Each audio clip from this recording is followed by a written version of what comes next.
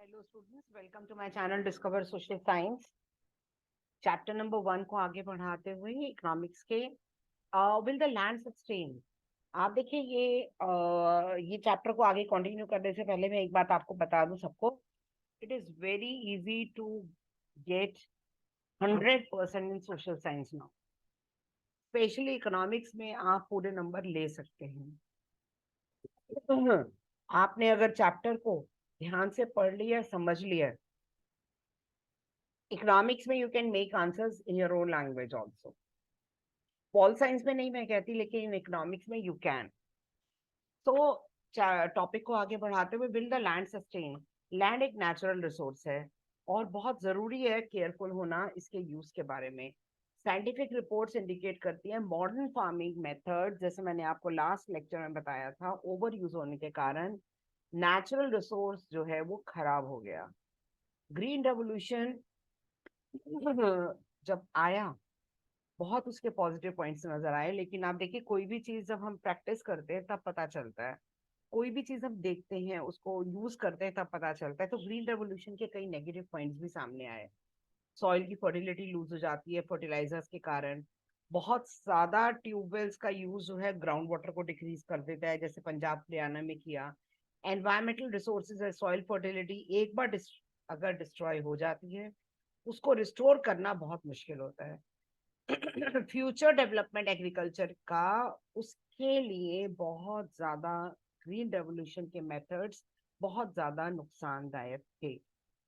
आप ये देख रहे हैं ऊपर, ये जो फिगर 1.5 है, ये फिगर 1.5 दिखा रही है पालमपुर विलेज में distribution of land. For example, ये आप देख रहे हैं, ये जो मैंने कर्सर रखे, ये फार्मर है, उसके ये बेटे हैं। तो उनके बीच में ये देखिए लैंड कैसे छोटे छोटे छोटे छोटे टुकड़ों में डिस्ट्रीब्यूट हो गई है। एक बड़ी लैंड कैसे, ये सपोज ये करिए, एक ये बड़ी लैंड थी, ये कैसे छोटे टुकड़ों में डिस्ट्रीब्यूट हो गई है। तो डिस्ट्रीब्यूशन ऑफ लैंड बहुत अनइवन है, और उससे जो एक प्रोडक्शन होनी चाहिए वो नहीं हो पाती उतनी कि फार्मर्स उसको सेल कर पाए। Then how is land distributed? आपने रियलाइज किया होगा कि important land is for farming, कि भी कितनी इंपॉर्टेंट है, जमीन तो बढ़ती नहीं है। Not all people engage in agriculture, उनके पास बहुत ज्यादा लैंड नहीं है। पालमपुर में 1/3 ऑफ 450 फैमिलीज लैंडलेस हैं। 150 families, most of them Dalits हैं, जिनके पास लैंड नहीं है, मतलब वो टेनेंट फार्मिंग के जैसे काम करते हैं। बॉक्स की इंफॉर्मेशन आपको समझाने के लिए, स्टूडेंट्स आपको लर्न नहीं करना, जो लर्न करनी है मैंने अपने लेक्चर्स में अंडरलाइन करा हुआ है। You can see large number of small plots जो scattered हैं around the village, these are cultivated by small farmers. On the other hand, more than half of the area village का covered है, plots ने cover किया हुआ है। पालमपुर में 60 families हैं, मीडियम और लार्ज फार्मर्स की, जो 2 हेक्टेयर से ज्यादा लैंड कवर करते हैं। A few of the large farmers have land extending over 10 hectares, और कुछ ही हैं जिनके पास 10 हेक्टेयर्स या उससे ज्यादा की जमीन है।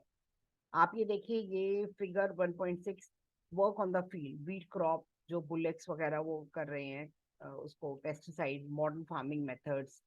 अब हु विल प्रोवाइड लेबर? आप ये देखिए, पहले ये पाई चार्ट आपको समझा दूं, graph 1.1, cultivated area, marginal and small farmers, number of farmers. आप देखिए ये जो पिंक है ये स्मॉल फार्मर्स डिनोट कर रहा है, और जो डार्क कलर है वो ये मीडियम एंड लार्ज फार्मर।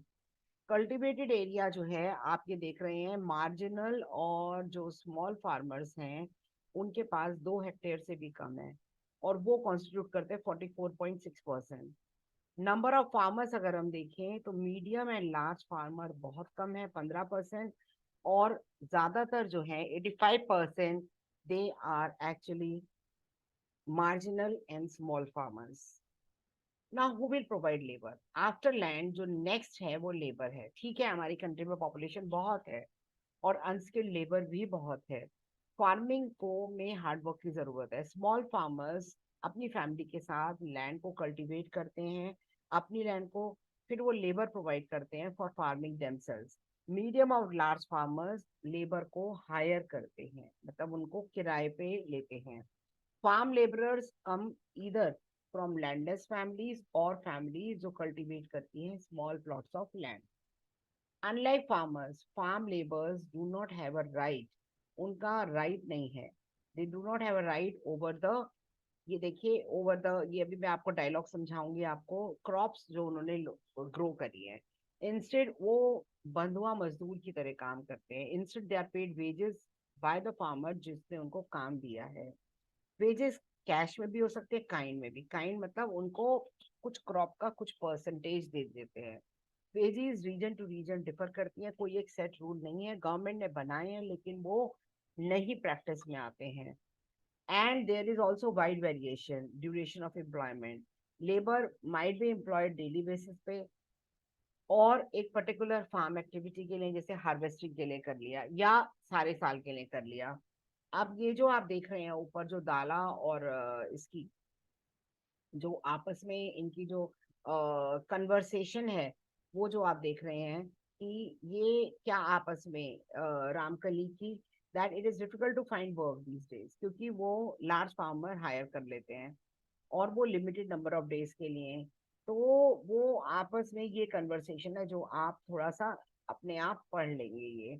अब दारा लैंडलेस लेबर है ये, और डेली वेजेस पे काम करता है। उसकी जो फार्म पालमपुर में मिनिमम वेजेस एक फार्म लेबर को जो गवर्नमेंट ने कर दी 300 रुपए करी थी, पर दाला को 160 मिलते हैं। देखिए लेस देन अराउंड अबाउट 50% जो गवर्नमेंट ने डिसाइड किया है। And there is heavy competition work के लिए भी, क्योंकि बहुत ज्यादा लोग जो हैं वो खाली हैं।